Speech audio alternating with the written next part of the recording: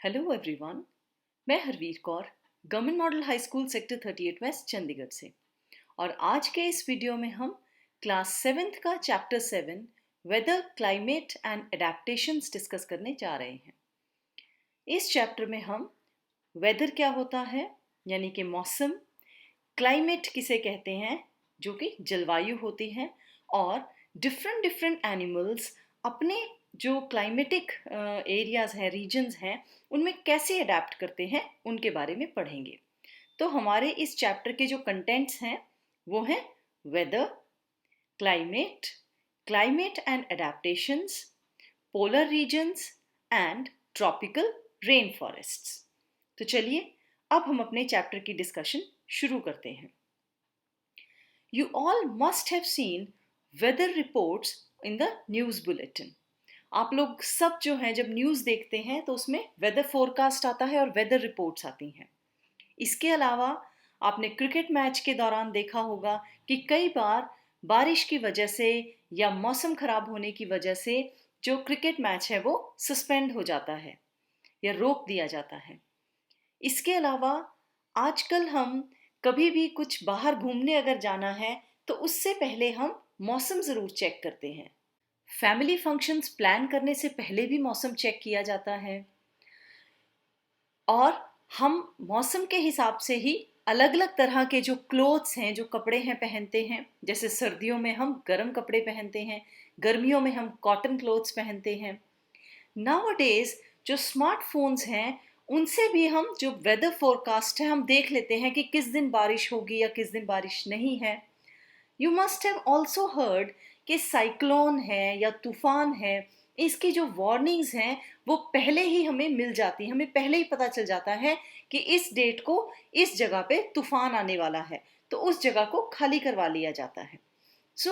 ये जो सारी बातें हम कर रहे हैं, मौसम के बारे में बात कर रहे हैं, हम फोरकास्ट के बारे में बात कर रहे हैं। व्हाट इज दिस वेदर, और कैसे हम मौसम को पहले ही पता लगा लेते हैं, कैसे हम फोरकास्ट कर सकते हैं कि किस जगह का मौसम कैसा होगा। इन सभी चीज़ों के बारे में हम इस चैप्टर में पढ़ेंगे। तो चलिए हम अपने इन सवालों के जो जवाब हैं वो इस चैप्टर में ढूंढते हैं। आप सब लोगों ने न्यूज़पेपर में वेदर रिपोर्ट ज़रूर देखी होगी। ये एक सैंपल है कि न्यूज़पेपर में वेदर रिपोर्ट किस तरीके से दिखाई जाती है। इस वेदर रिपोर्ट में हमें क्या क्या इन्फॉर्मेशन दी हुई है, अगर हम ध्यान से देखें, या आप अपने घर में कोई पुराना न्यूज़पेपर है तो वो भी आप देख सकते हैं कि उसमें जो वेदर रिपोर्ट है उसमें क्या क्या बताया होता है। उसमें टेम्परेचर बताते हैं, ह्यूमिडिटी होती है, रेनफॉल है, विंड स्पीड है, सनराइज कितने बजे है, सनसेट कितने बजे है, और टेम्परेचर जो है वो मिनिमम टेम्परेचर भी बताया जाता है और मैक्सिमम टेम्परेचर भी बताया जाता है दिन का। हम ये सारी जो कंडीशंस हैं, इन सब कंडीशंस को हम कहते हैं weather. How do we define weather? Weather is the day to day conditions of the atmosphere of a place with respect to the temperature, humidity, rainfall, wind speed, etc. अगर हमने बात करनी हो कि मौसम क्या है, और रोज का जो मौसम है वो देखिए कितना डिफरेंट होता है। किसी दिन क्लाउडी होता है, किसी दिन बारिश होती है, किसी दिन धूप है, कभी हवा चलती है, कभी हवा नहीं चलती है। तो किसी दिन टेम्परेचर बहुत ज़्यादा है, किसी दिन टेम्परेचर कम है। मौसम जो है वो रोज़ की जो मौसम की कंडीशंस हैं वो चेंज होती रहती हैं। तो ये जो रोज़ की कंडीशंस हैं, डे टू डे कंडीशंस हैं कि कितना टेम्परेचर होगा, कितनी ह्यूमिडिटी होगी, कितना रेनफॉल है। और बारिश, रेनफॉल जो है वो रोज़ तो होता नहीं है, रेनफॉल सिर्फ कुछ जो दिन हैं उनमें होता है। और विंड स्पीड कैसी रहेगी, तो ये जो सारी कंडीशंस हैं ये मिलके एक जगह के मौसम को बताती हैं। What is weather? The day to day conditions of the atmosphere of a place with respect to the temperature, humidity, rainfall and wind speed. अब जो वेदर रिपोर्ट्स हैं ये मेट्रोलॉजिकल डिपार्टमेंट ऑफ इंडिया जो है ये वेदर रिपोर्ट्स तैयार करता है।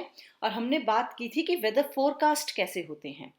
वेदर फोरकास्ट जो हैं ये भी मेट्रोलॉजिकल डिपार्टमेंट में जो साइंटिस्ट्स हैं वो इन सारी कंडीशंस को, वो टेम्परेचर की कंडीशंस देखते हैं, विंड स्पीड की कंडीशंस देखते हैं, देन दे ऑल्सो सी कि कैसी ह्यूमिडिटी है। तो इन सारी कंडीशंस को देख के वो एक अंदाज़ा लगाते हैं कि आने वाले कुछ दिनों में जो मौसम है वो कैसा होगा। और कई बार ये फोरकास्ट जो है वो गलत भी निकल जाते हैं। क्यों? क्योंकि ये सिर्फ एक अंदाज़ा है और एटमॉस्फेयर की कंडीशंस कभी भी बदल सकती हैं। इसीलिए जो फोरकास्ट है वो सिर्फ एक अंदाज़ा होता है कि ऐसा मौसम हो सकता है, बट जो वेदर है वो बहुत ही फ्रीक्वेंटली चेंज हो सकता है because of the conditions of the atmosphere. मेरे पास यहाँ पर एक टेबल है और इसमें हम वेदर कंडीशंस जो हैं हमने अलग अलग नोट की हुई हैं। आप भी इस तरह का एक टेबल तैयार करके हफ्ते की जो वेदर कंडीशंस हैं उसका एक चार्ट तैयार कर सकते हैं कि आपके एरिया में जो 1 वीक है उसमें किस तरह का मौसम रहा। और इससे आपको ये आइडिया लगेगा कि हमारा जो मौसम है वो कितनी जल्दी चेंज होता है। यहाँ पे आप दो तरह के टेम्परेचर्स देख सकते हैं।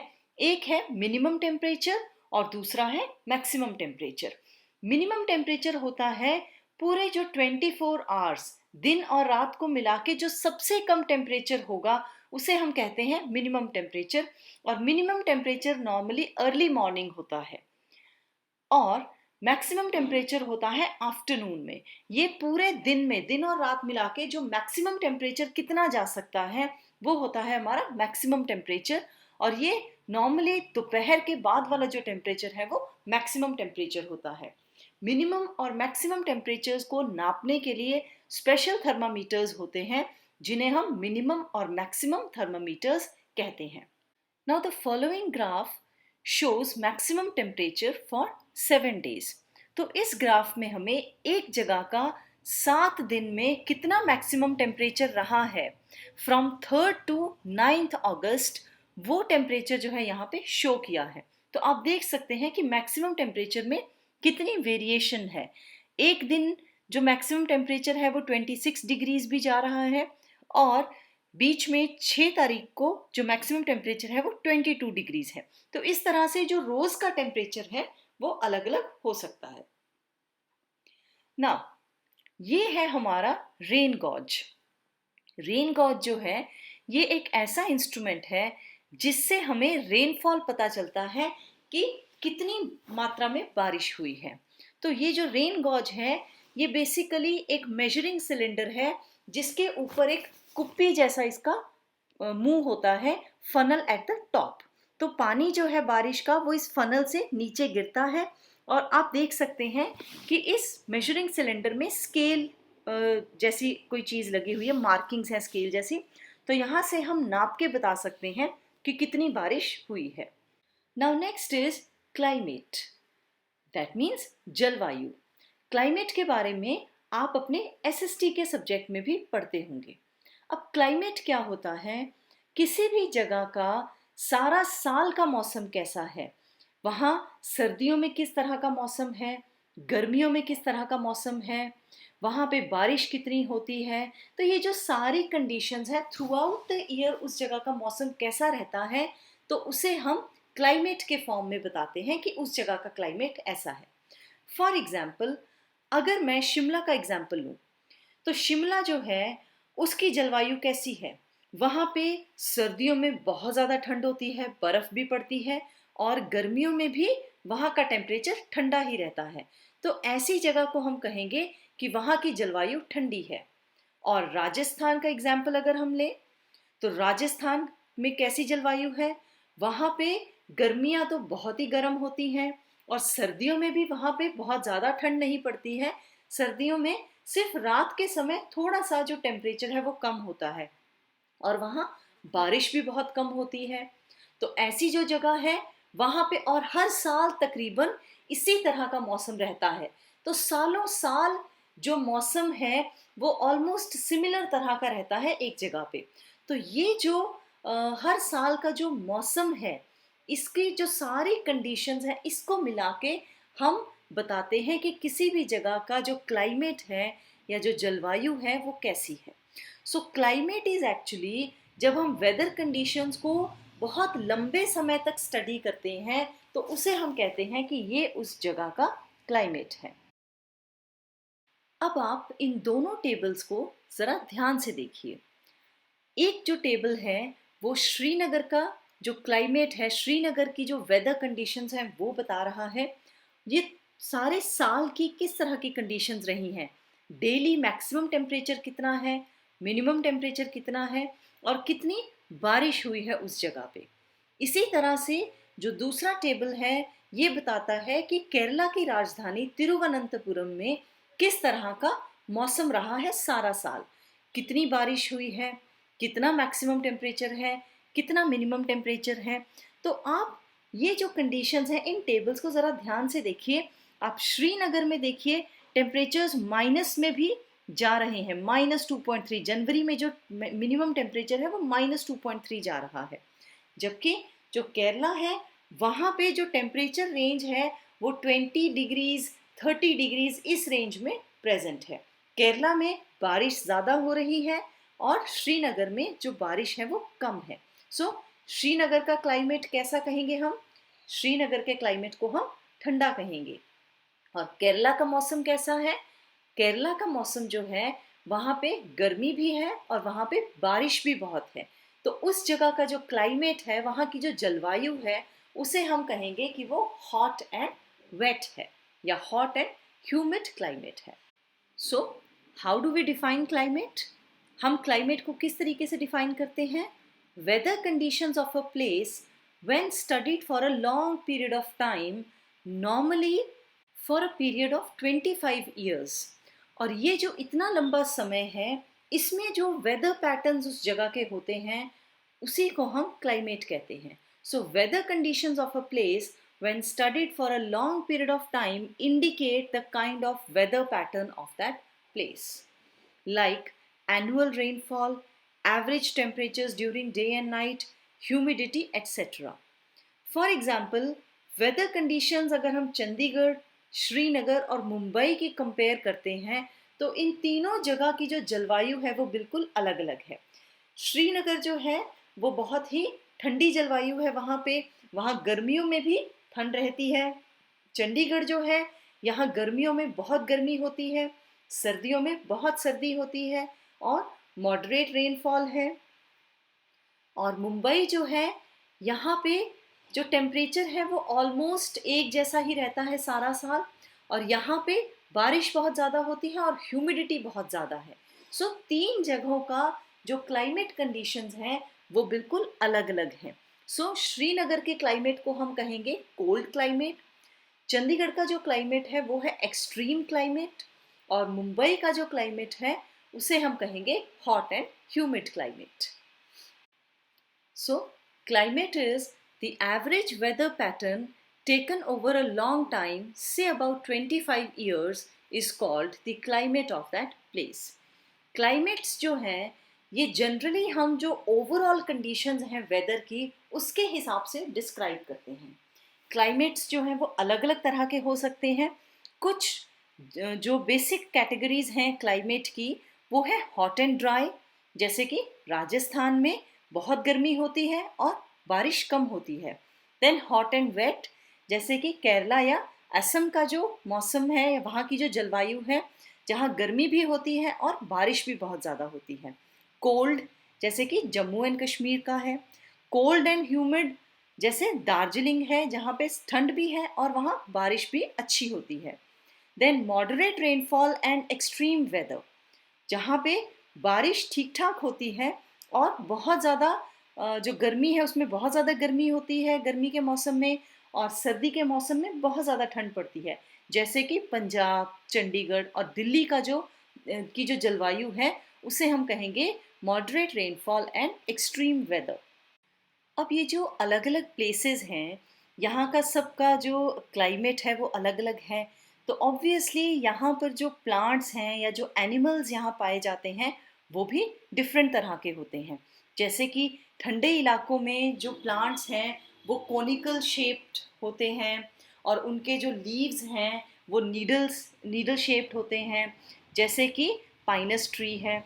इसी तरह से जो एनिमल्स वहाँ पाए जाते हैं जैसे याक है या पोलर बेयर्स हैं, तो उनकी जो स्किन है वो बहुत ज़्यादा मोटी होती है और उस पर बहुत ज़्यादा हेयर होते हैं, ताकि उन्हें सर्दियों में वो बच सकें, या शीप जैसे एनिमल्स जो हैं वो वहाँ पाए जाते हैं।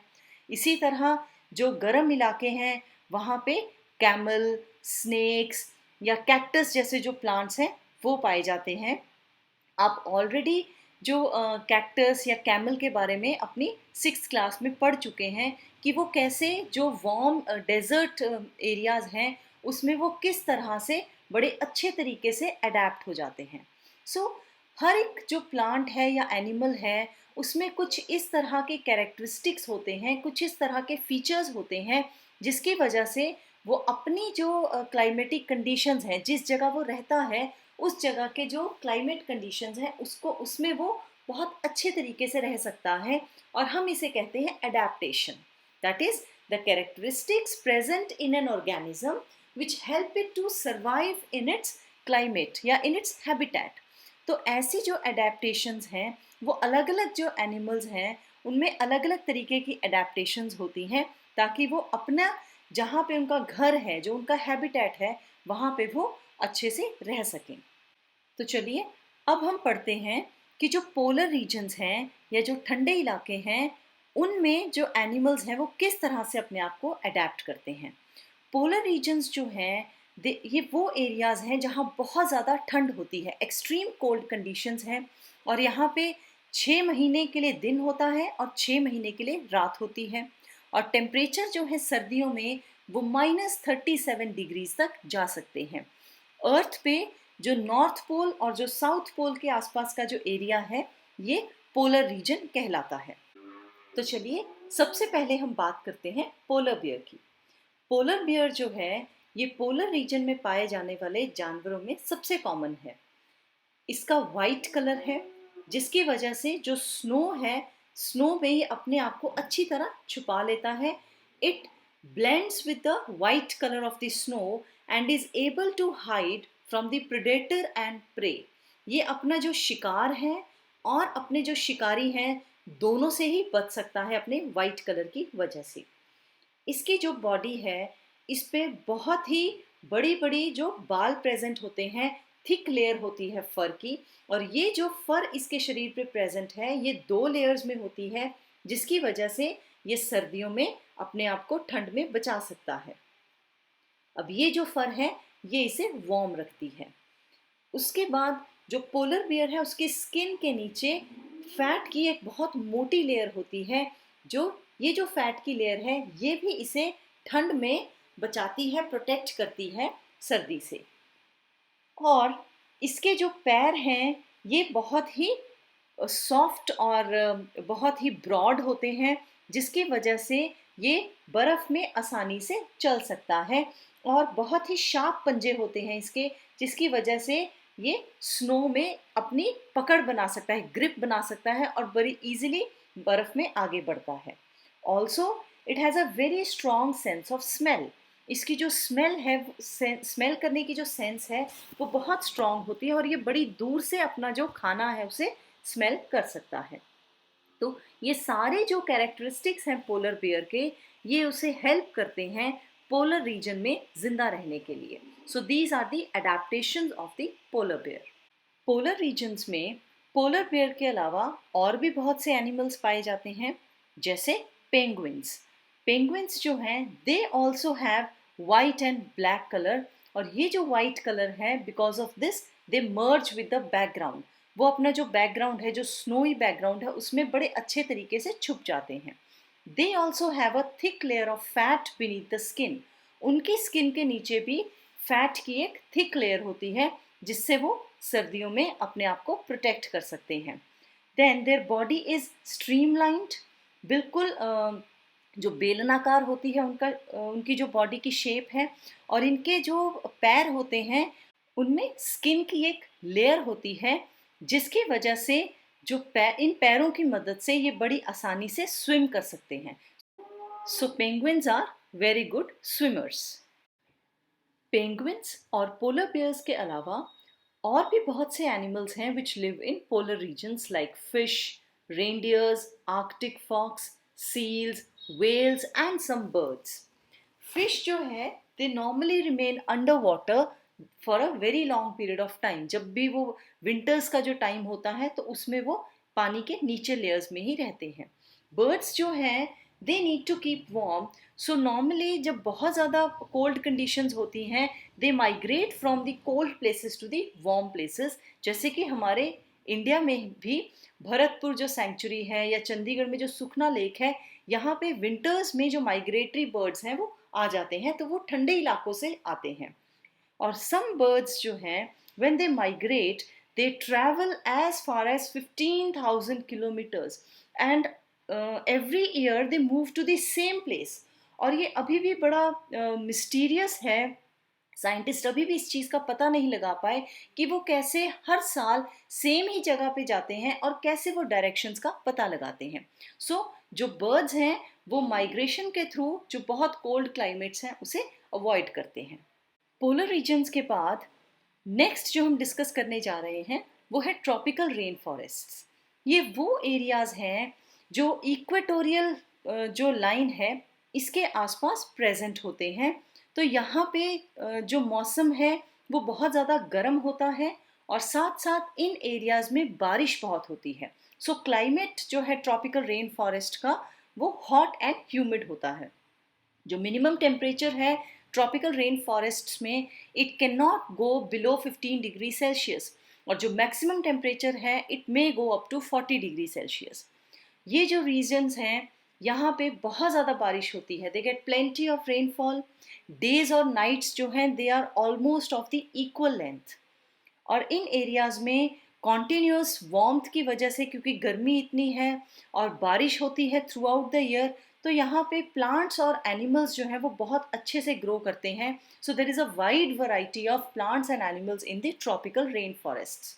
Major types of animals which are found in these forests, जो कुछ एनिमल्स यहाँ मिलते हैं वो monkeys, gorillas, apes, lizards, tigers, snakes, elephants, birds and insects etcetera. तो यहाँ पे जो इंडिया का मैप मैंने दिखाया है, इसमें जो डार्क ग्रीन कलर से जो रीजन मार्क किया हुआ है ये हमारे देश का जो ट्रॉपिकल रेन फॉरेस्ट है उसे शो करता है। तो ये वो सारे रीजन्स हैं which show hot and humid climate. तो यहाँ पे गर्मी भी होती है और यहाँ बारिश बहुत ज़्यादा होती है। तो वेस्टर्न घाट्स का जो एरिया है, नॉर्थ ईस्ट में असम के आसपास का जो एरिया है, वेस्ट बंगाल के आसपास का जो एरिया है, ये सारा ट्रॉपिकल रेन फॉरेस्ट का एरिया है। इन दिस वर्ल्ड मैप आप देख सकते हैं जो ट्रॉपिकल रेन फॉरेस्ट हैं वो कहाँ कहाँ प्रेजेंट है। South America, South Africa, some parts of the Asia, तो ये सारे रीजन्स हैं जहाँ पे ट्रॉपिकल रेन फॉरेस्ट जो है वो प्रेजेंट है। अमेज़न रेन फॉरेस्ट जो हैं they are the largest tropical rainforest of the world and they are called the lungs of the earth. So here are some animals found in tropical rainforests. Tropical rain forest जो हैं क्योंकि यहाँ पे बहुत ज़्यादा animals पाए जाते हैं तो यहाँ पे फूड के लिए बहुत ज़्यादा कंपटीशन है। Now, there are different variety of plants and animals which are found in these tropical rainforests. और इसमें बहुत से जो ऐसे एनिमल्स हैं जो कि फ्रूट ईटिंग है, क्योंकि वहाँ पे पेड़ बहुत ज़्यादा हैं और पेड़ों पे खाना जो है वो फ्रूट्स के फॉर्म में बहुत ज़्यादा अवेलेबल है। So we find a variety of herbivores, carnivores and omnivores in these tropical rainforests. Some frogs which live in the rainforest, they have sticky footpads, जिसकी वजह से वो जो पेड़ है उनको बड़ी आसानी से पकड़ सकते हैं और पेड़ों पे चढ़ सकते हैं। आप यहाँ पे एक रेड आइड फ्रॉग जो है उसकी पिक्चर देख सकते हैं। सिमिलरली मंकीज हैं, वो बड़ी आसानी से ब्रांचेस को पकड़ के जो पेड़ों पे चढ़ सकते हैं। कुछ ऐसे एनिमल्स हैं जैसे कि टूकन, वो ऐसे फ्रूट्स को खा सकता है जो कि नॉर्मली अनरीचेबल है, जहाँ तक और कोई एनिमल नहीं पहुँच सकता। टूकन जो है इसकी बीक बहुत ही लंबी होती है जिसकी वजह से ये उस खाने तक भी पहुँच सकता है जहाँ बाकी एनिमल्स नहीं पहुँच सकते। Another common animal found in the tropical rainforest is elephant. Elephant जो है इंडिया में भी बहुत कॉमन है। अब एलिफेंट जो है इसमें ऐसे कौन से कैरेक्टरिस्टिक्स हैं जिसकी वजह से ये बड़ी आसानी से ट्रॉपिकल रेन फॉरेस्ट में रह सकता है, चलिए हम उनके बारे में पढ़ते हैं। जो एलिफेंट है it uses its trunk as nose, इसकी जो ट्रंक है, इसकी जो सूंड है, वो उसको नोज की तरह इस्तेमाल करता है. And it has a very strong sense of smell. जो ट्रंक है, it is also use for picking up food, ये खाने को उठाने में भी मदद करती है. इसके जो टस्क्स हैं, जो दांत हैं, ये एक्चुअली मॉडिफाइड टीथ ही हैं. और ये जो टस्क्स हैं, ये इसे पेड़ों की जो बाक है, जो छाल है, उसे रिमूव करने में मदद करते हैं. और ये उस बाक को बड़े खुश होके खाते हैं. जो लार्ज ईयर्स हैं एलिफेंट के, ये बहुत ही सॉफ्ट, जो हल्के साउंड्स हैं, उनको भी बड़ी आसानी से सुन सकते हैं. और ये जो ईयर्स हैं, ये इन्हें हॉट एंड ह्यूमिड क्लाइमेट में ठंडा रखने में भी मदद करते हैं. So these ears help it to keep cool during hot and humid climate.